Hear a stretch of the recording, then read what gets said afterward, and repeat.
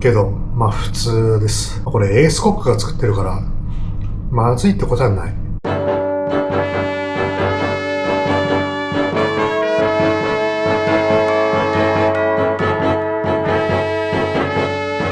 クアラルンプール発ホーチミン行きのエアアジアの機内3列3列のシートですね。で、私の隣にいるベトナム人っぽいおじさんがかまいたちの山内さんにそっくりです。シートピッチはさすがに狭いですね。まあフライト時間2時間なんで大丈夫でしょう。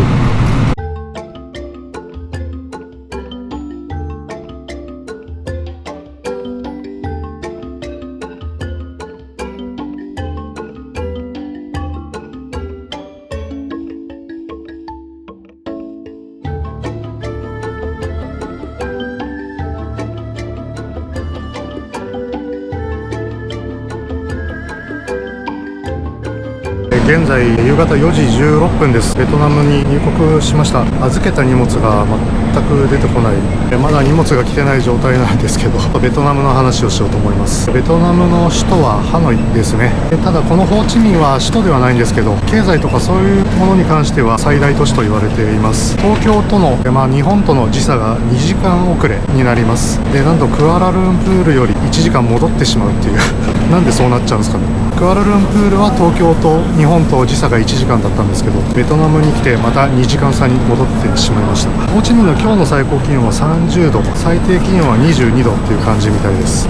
暑いけど東南アジアとしてはそんな大したことないぐらいの気温かなと思いますね。で、ベトナムの通貨はドンですね。皆さんご存知の通りドンが何百万ドンがいくらみたいな感じで単位が大変な感じみたいなんですけど、今日のレートを見てみようと思います。今現時点の1ロンは 0.0059 円となってます。わかりづらい。で、こっちにあるように1000ドンが 5.92 円って覚えればいいかな。これでも覚えづらいけどね。私はですね、以前ベトナムに来たことはあります。ただですね、行ったのがハノイ、ダナン、ホイアンっていうあたり、ホーチミンまでは時間なくて来れなかったんですよね。なのでベトナムは私2回目、今回で2回目になるんですけど、ホーチミンは初めて、来た形になります。やっと外出てこれました。今時間5時4分です。空港の外出たら人がたくさんいますね。ネットでも空港外出たら人がたくさんいて圧倒されるみたいなコメントが結構ありましたけど、ピーピー騒ぐほどじゃないですね。じゃあグラブに乗ってホテルに直接向かいます。なんとかグラブ乗れました。結構渋滞中で時間がかかりそうですね。噂通りバイクが多いですね。昔ハノイ行った時どうだったっけな、あんま覚えてないんですけど、ただこれもちょっとピーピー騒ぐほどではないような気が私はしてますね。インドの力車の方が数は少ないけどうざいので。渋滞してたんでやっと着きました。ベイホテルです。こちらにチェックインします。はい、ベイホテルチェックインしました。で、入って、ベッド、クイーンサイズぐらいですかね。デスクがあって、コンセントもあるのがいいね。ウェルカムフルーツがあるっぽいね。すごい。で、窓なしで予約したんだけど、本当に窓ねえや。で、テレビがあって、で、ここにセーフティーボックス、あと冷蔵庫。で、このミニバーが無料みたいなんですよ。このホテル。結構お得だね。ビールもあるし。で、水回りなんですけど、清潔そうな感じですね。トイレがあって、シャワールームがこっち。シャワージェルとシャンプー&コンディショナーですね。で、ハンドソープがあると。で、なんかいろいろ、歯ブラシもありますね。アメニティがバッチリな感じですね。で、このベイホテルの Wi-Fi が、本当ですかっていうレベルで早いんだけど、マジすごいじゃん。このホテルは屋上にプールがあるので、プールに行ってみたいと思います。プールはこんな感じでした。大きくはないけど、人が少なかったら結構楽しめそう。ビーチベッド的なものは4つしかないから、ちょっとその辺微妙だな。はい。で、こちらのベイホテルホーチミンなんですけども、ここに7泊します。7泊で、ブッキング .com で1036万8000ドンです。もはやよくわからないんですけど、日本円だと6万1000ちょいですね。なので、1泊7800円ぐらいになると思います。部屋タイプが、スーペリアクイーンルーム、ノービュー、ウィズフリーミニバーという部屋タイプになります。はい。で、今、夜7時5分になったんですけど、飯を食いにに行こうということで、どこにしようかなと思ったんですけど、さっき屋上のプールを見に行った時に、屋上にレストランがあって、でそこ結構景色とかよく見えそうだったので、ちょっとそこに行ってみようと思います。屋内と屋外の席両方あったんですけど、屋外に来ました。景色いいっすよ。ご覧に入れます。景色をご覧入れる前にビールが来たので、ビアサイゴンスペシャルです。いただきます。うまい。で、ここが自分の席なんですけど、でちなみにこの屋上は17階ですね。なので結構高いです。まあ景色はまあまあいいですね。見惚れるほどではないけど、なかなかいいんじゃないでしょうか。それでですね、食事を待ってる間にもう話しちゃおうと思うんですけど、さっきも言ったようにこのホテルに7泊します。で、世界一周が距離的にはもう終盤というか終わりに近づいているんですけど、ちょっと私の能力の問題等々もあり、動画編集作業が全く進んでないんですよね。で、なので日本よりも物価の安い東南アジアのどこかで長期滞在して動画を作成していこうかなと考えておりましたが、ちょっともろもろの事情でですね、日本に帰ることにしました。ここ7泊したら LCC だけで世界一周の旅、終了という形になります。一旦日本に帰ることにしたんですけど、動画編集作業はまだ数十本あるので、日本でするのか、またはどっか日本に帰ってから、一旦帰ってからまたどっか行ってからやるのかっていうのはちょっとまだ考え中です。頼んだフライドポテトが来ました。普通に美味しいフライドポテトなので、特に言及することはありません。で、次に頼んだのがちょっと暗くてあれだけど、シーバスグリルになります。魚。すいません、ベトナム食皆無で申し訳ないです。インドに来てピザを食うようなもんですね。そんなこと気にせずいただきます。シーバスグリル、身がふわふわでうまい。ただね、ついてるタレがね甘いんだよね。何これ、タレいらねえな。魚はね、もうすんごい肉厚でね、ふわふわでね、うまいのよ、魚自体は。このタレがなんかのフルーツだね。なんかのフルーツを使ったソースでめちゃくちゃ甘いのよ。最後のスペシャル2本目いきました。魚料理なので白ワイングラス頼みました。辛めでパンチのある白ワインいいね。ごちそうさまでした。お会計90万8000ドンでした。もうよくわかんないいくらか。おはようございます。11月30日土曜日、朝7時44分ですね。まずですね、ホテルからすぐ近くにあるレストランで朝食食べようと思います。ホテルから歩いてほんと1分2分ぐらいのとこにあるこのクアンブイっていうとこで、朝飯食べようと思います。こちらがメニューなんですけど、なんかすんごい分厚いんだけど、そんなメニューある。このコムタムってやつがベトナムの定番朝食らしいので、これですね、こちらを食べようと思います。はい、そして来ましたコムタムですね。何これ、めちゃくちゃうまそうじゃん。野菜があるのも嬉しいし、この豚肉がめちゃくちゃうまそうだよ。じゃあこの豚肉いただきます。ちょっと甘めのタレをつけて焼いた感じで、普通にうまい。この料理で使われるこの白米なんですけど、これが砕け米っていうものを使っているみたいですね。砕け米っていうのは飲みすぎとか精白の過程で、砕けた米のことを言うらしい。これをなんでわざわざ使うのかはちょっとわかんないですけど、当然日本の米料理は正直美味しくはないんですけど、東南アジアで食べる白米の味って感じですね。ごちそうさまでした。お値段が14万6000ドンでしたね。レシート見ると細かく言うと14万6286ドンなんですけど、昨日の夜のお店もそうだったんですけど、100以下はもうないものとしてお釣りくれますね。14万6286だけど14万6000ドンって感じでした。はい、ホテルに戻ってきました。クアラルンプールの時と同じように動画編集作業が主な滞在となってしまいます。とはいえ観光ももちろんするんですけど、それは数日後ということで、少なくとも今日1日はホテルにこもります。で、多分明日もそうするかな。なのでちょっと動画的には数日後っていう感じになってしまうとは思うんですが、すいません、ご了承いただけると嬉しいです。ただ、どっか特にベトナム料理を食べに行く時とか動画を撮ろうかなとは思っています。それではまた。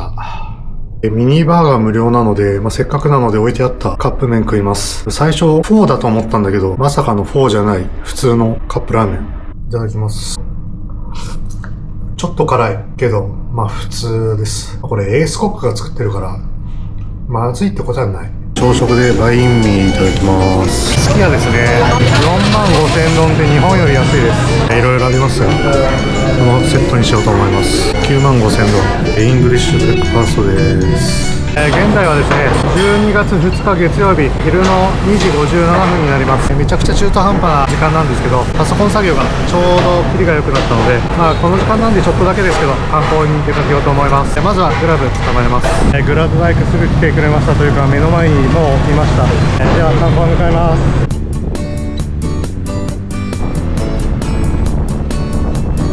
はい、グラブバイクチップ込みで22,760ドンでした。130円ぐらいですかね。安い。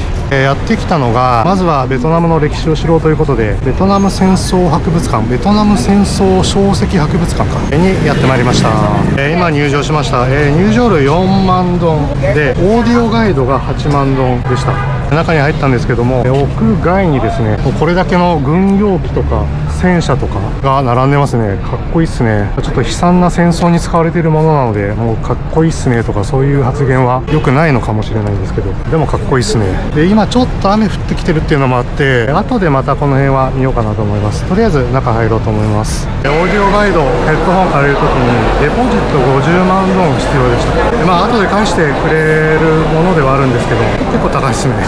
1階にもいろいろ展示はあるんですけど、2階上がってって言われたので、1階の方は後で見ようと思います。すいません、勘違いしてました。ヘッドホン借りたお姉さんが2階にまず行ってって言われたんで、2階行って適当に回ろうかなと思ったんですけど、ベトナムでいう2階は日本でいう3階でしたね。で、3階、2階に上がったら、1っていう数字があったので、この数字の順番に行こうと思います。途中でですね、僕側がダメなことに気づきまして、内容としてはベトナム戦争が起こってしまった背景から始まって、アメリカ軍がどれだけの爆弾、あと兵士の数を投入したかっていう説明とか、そういったデータ面も含めて、展示とオーディオガイドがあって、でやはり、メインと考えられるものは、戦争の悲惨さですね。どの戦争も悲惨なものであることには、当然間違いはないんですけど、皆さんご存知だと思うんですけど、枯葉剤を含む有毒物質の使用によって引き起こされた人体への影響とか、もちろん私も浅い部分については知ってはいたんですが、改めてこのベトナム戦争というもの特有の悲惨さも深く勉強することができたと思います。で、ちょっと驚きだったことが、結構日本人の方も登場するんですよ。ジャーナリストとか写真家の方ですね。っていうこともあって、日本人の私にとっても、我々にとってもある程度身近な話ですよね。でしかも1970年前後なので、そんなに昔でもないっていうところもあるので、胸に深く刺さるものがありました。ホーチミンにいらっしゃる際は、ぜひこちらに皆さんもお立ち寄りいただければと思います。では改めて外に展示してあるものですね。雨はなんとかギリギリ持ってくれてます。でこれ US エアフォースって書いてあるから、ベトナム軍じゃなくて米軍機なんですね。こちらにある戦車はあれですかね、星のマークがあるから、こっちはベトナム軍なのかな。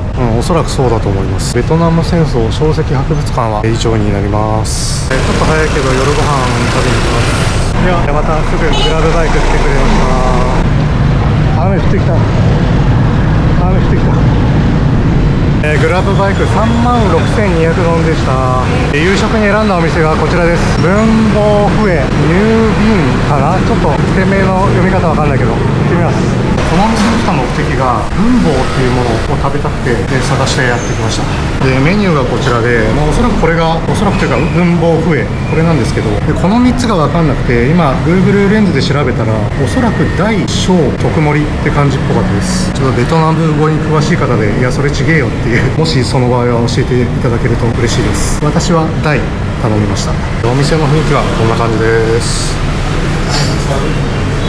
でこの文房フエなんですけど、ベトナム中部の都市フエというところの名物の米粉の麺と牛肉を用いた料理とのことです。太麺を用いた牛肉ライスヌードルということですね。すぐに作って持ってきてくれました。これが文房フエで、この辺は自由に入れていいよって感じだと思います。いただきます。まずスープから。すごいあっさり。こんなあっさりしてると思わなかった。あっさり鶏ガラスープっぽい感じ。少し香草パクチーの香りがする麺も美味しい。では麺から。一般的なフォーよりは若干やっぱ弾力あるかな。でも柔らかいです。ソーセージっぽいです。ソーセージっぽい。のはずですね。分母多分特徴ですよ。ビーフが入ってる。いただきます。柔らかいところじゃないけど普通に食べ応えのあるビーフ。ごちそうさまでした。思ったより癖もないし美味しかったです。お会計4万5000ドンのはずだったんですけど、使い捨てのおしぼりを使って4万7000ドンになりました。そういえばそうだ、ネットとかでもなんかちらっと見たわ。おしぼり使ったらちょっと有料になっちゃうで、なので合計4万7000ドンになりました。でもまあ美味しかったし、全然おしぼりも使いたかったし全然いいです。ちなみに元はもともと4万5000ドンなんですけど、日本円にして250-60円ですよね。いろんな YouTuber さんが世界一物価の安い国ベトナムって感じで紹介してると思うんですけど、あんまり今んとこ私個人としては実感がないですね。ここ、そこそこローカルなお店だと思うんですけども、250-60円っていうことで、タイとかインドの方が物価安いというか、そんな気がするんですけど、どうなんでしょうね。ちょっと雨強まってるんで嫌なんですけど、グラブバイクで帰ります。乗ってる間に雨がやばいことになった。でも乗るときにレインコート貸してくれたんで大体は大丈夫なんですけど、でもズボンとかめっちゃくちゃ濡れちゃった。部屋に戻ってきました。グラブなんですけど、チップ多めに含めて3万7040ドンでした。本当はですね、これから夜もちょっと行きたいところがあったんですけど、結構な雨が降ってるんで、ちょっとすいません、今日はやめとこうと思います。また明日以降お願いします。おはようございます。12月3日火曜日10時23分になります。ちょっと今日も雨降ってるんですけどね、とりあえず飯食いに行こうと思います。目的の食堂までやってきました。グラブバイク17,480ドンでした。で、やってきたのはこのクアン94っていう食堂ですね。入ってみようと思います。メニューはこんな感じですね。なんと日本語が書いてあるんで、日本人のお客さんも結構来るんでしょうね。店内の様子はこんな感じですね。地元の食堂って感じかな。このお店はカニが名物、カニ料理を主に出しているところで、今カニチャーハンとあとソフトシェルクラブを頼みました。まずはカニチャーハンが来ましたね。めちゃくちゃうまそうだし、カニの身がすげえ入ってる。いただきます。ではいただきます。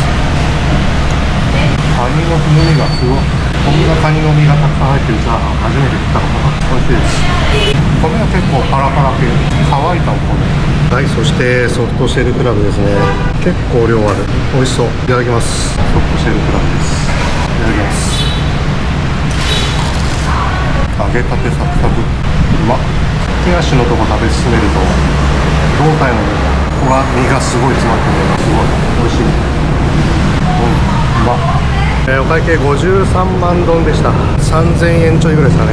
美味しかったです。またグラブタクシーに乗って次の観光地に向かいます。着きました。グラブタクシー28,920ドンでした。やってきたのはこちらベンタイン市場になります。おそらくホーチミンで一番有名なマーケットですかね。こちら入ってみようと思います。まずはお花屋さんが並んでて、あとはおそらくほとんどお土産物屋さんになるんでしょうね。生鮮市場とかもある。この辺に食堂っぽいとこもあるんですね。ここで食べてもよかったな。違うか、これお肉とかの量り売りか。食べるようなとこじゃないか。でも向こうの出口が見えるから、ちょっと正直自分が思ったほど広いわけではないかね。飲み物屋台とか結構ありますね。この辺食べ物屋台がある。うまそうだな。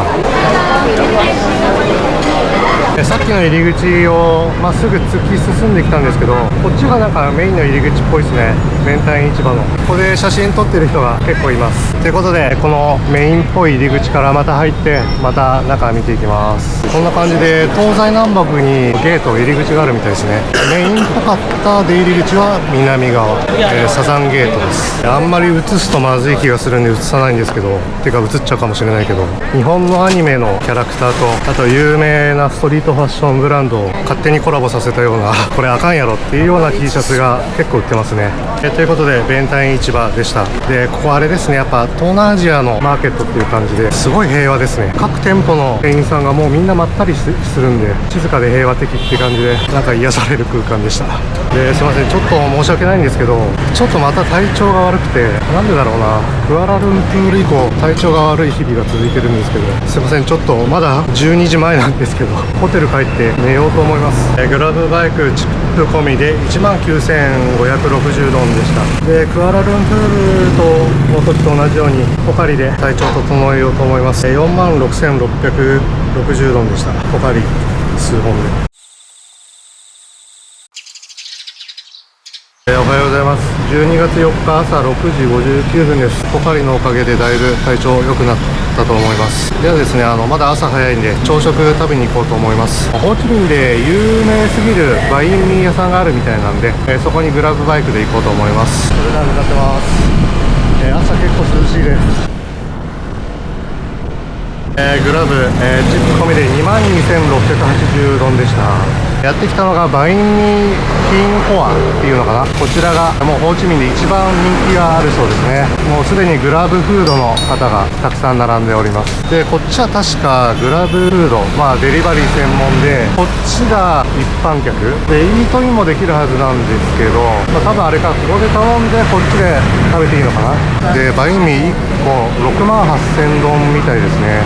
結構大きいらしいです。オーダーはすぐ終わったんですけど、受け取りの時に大量に注文されてる方がいたんで10分15分待ちましたね。でバインミーの種類は1個だけみたいなんで、注文する時は個数だけ、もう1個って言えばいいだけです。で68,000ドで注文したらですね、この手のひら 1.5 分ぐらいの結構巨大なバインミーと、野菜は別で入れてくれるみたいです。でおしぼりもくれて、で手が汚れないような手袋までくれました。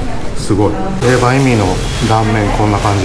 もう肉の量がすごいですね。で当然これに野菜足した方がいいと思うんで、野菜足して食べようと思います。で今野菜も挟みましたんでいただきます。巨大で食べます。めちゃくちゃうまい。何種類かの肉入ってるんですけど、その中でもレバーパテが結構強烈にくるんですけど、もうレバーパテがうまいっす。めちゃくちゃうまいっす。だから逆に言えばレバーダメな人はちょっときついかもしれない。レバー大丈夫な人は美味しいと思う。